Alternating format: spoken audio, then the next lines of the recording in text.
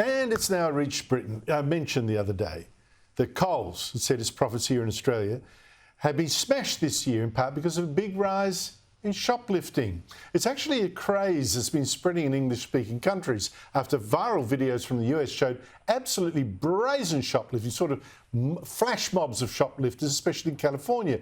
No fear of the staff or the police, to the point that some now simply walk out. Why break a sweat running?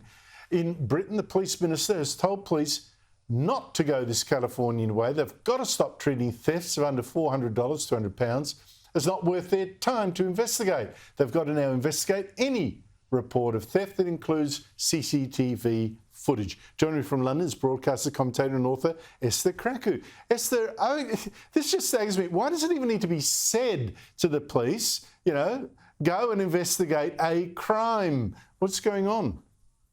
Yeah.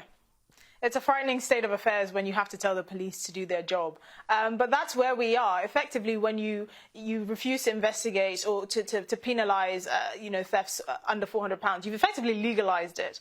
Now, the police argue that actually, people caught on CCTV footage that are, shoplifting, they will be handed a fine. But that's a very soft touch approach, which is completely contrary to, the tough on police, tough on crime Tory party that we thought existed, but apparently doesn't exist. I mean, last year there were 2.3 million crimes that were effectively written off without a suspect being found because the police are so stretched. I mean, since 2010, you've only had about a 2.6% increase in the number of police officers, but recorded crimes have gone up by 25%. So the reality is, it's very nice to tell the police to do their job, which they should, but you should be funding them. There's really no excuse. I mean, that's one of the basic functions of the government, to make sure that internal security in the country is up to scratch. And apparently they have failed on virtually every front. Wow, your figures are amazing. I couldn't believe that.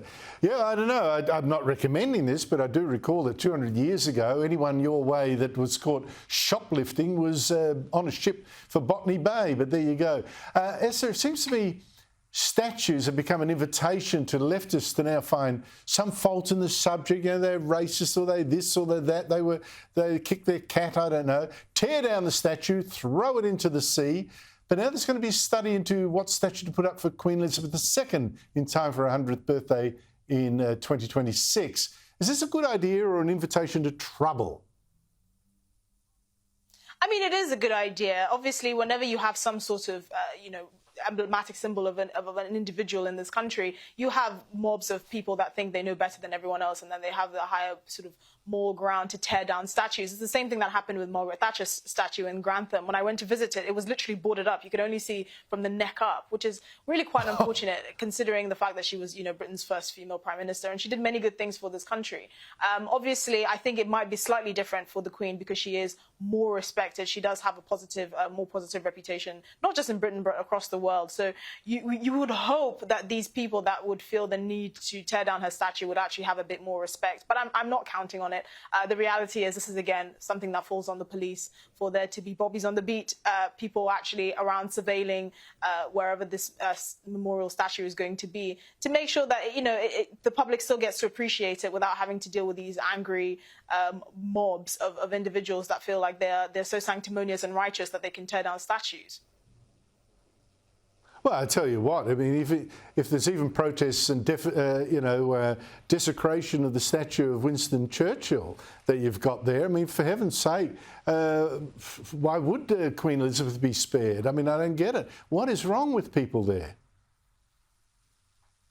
I mean, it's quite unfortunate. I mean, people use statues of famous people as a cause célèbre because they use it to bring up, past atrocities and things that happened in the past. But the reality is they tend to take an ahistorical view of actually how things happened.